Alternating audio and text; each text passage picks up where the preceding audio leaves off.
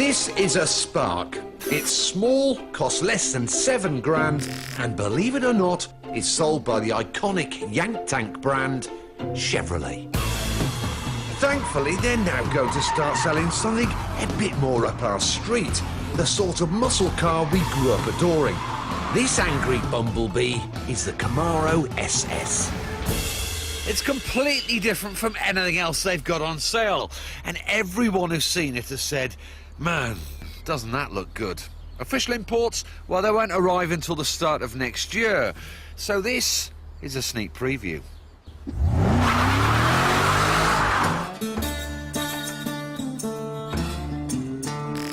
There's an old American rule of thumb. The bigger the engine, the better. And the Camaro sticks to this rule wholeheartedly. This 40 grand car comes with a gargling 6.2 litre V8, which produces 426 brake horsepower, about 150 more than a Porsche Cayman.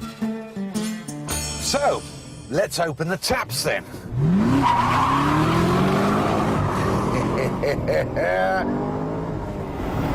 At 60, takes about 5 seconds, slightly under, which is about a second quicker than a Porsche Cayman. So it's no slouch. As with all American muscle cars, there's a bit of oversteer if you want it, by just having a slightly harder turn in and then getting on the power. Up to now, Yankee hot rods have been great at chain smoking in a straight line, but unable to drive round corners without dragging their door handles. The new Camaro addresses that, and even Chevy say, thankfully, the chassis owes little to the layout of traditional muscle cars. Allow me to explain. This is a horse and cart, which after walking is the most basic form of transport in the world. And many American cars share more suspension technology with one of these than you might realise. All sorts of cars, from the Ford Model T to the iconic Camaros of the 70s, had leaf spring rear suspension, just like this cart. Basically a few strips of metal that flex to absorb bumps. But now it seems that cars from over there that are now over here might literally be turning a bit of a corner. This is the first ever Camaro to be fitted with independent rear suspension, which basically means the rear wheels aren't tied together. So finally, the Yanks have caught up with a bit of European technology.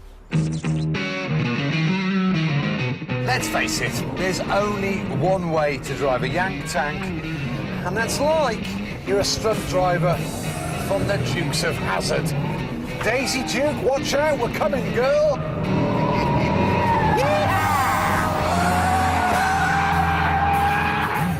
It's obviously heavy, and you've got to control the mass. So you've got to be patient. You can't really hustle the car. It's quite a delicate touch, actually, because it's a bit kind of heavy and a little lazy. But actually, that makes it quite challenging, because if you get in the wrong position, it just won't turn in. You need to commit the car quite hard into the corner. You got to work it to get it in. And then if you get on the loud pedal, of course, the balance will change.